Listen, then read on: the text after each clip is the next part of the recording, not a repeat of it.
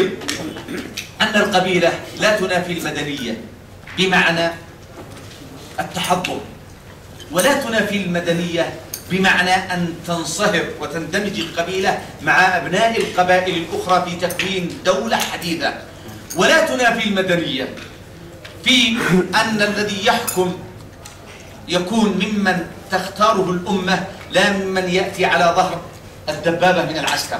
لا تنافي في هذه الدلالات للفظ المدنية، لكن أنبه في ختام كلمتي بأن لفظ المدنية عند بعض النخب وليس عند الكل، عند بعض النخب السياسية يقصدون بها اللادينية، وهذا في ثقافتنا وفي ديننا وفي قيمنا وفي مبادئنا مرفوض.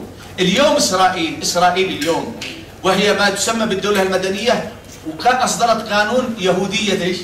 الدولة، يعني بل عنصرية الدولة، يعني ممنوع حتى المسلم ولا غير اليهودي يعيش في الأرض. أما الدولة الإسلامية فهي ترعى الملي وترعى الذمي، ترعى الملي أهل ملتها وترعى أهل ذمتها من أهل الديانات الأخرى، وتحفظ لهم حقوقهم، ولا تمانع من العيش في كيان الدولة الإسلامية أكثر من دين، ما دام يحكم بنظام الإسلام الذي يصون حقوق الجميع.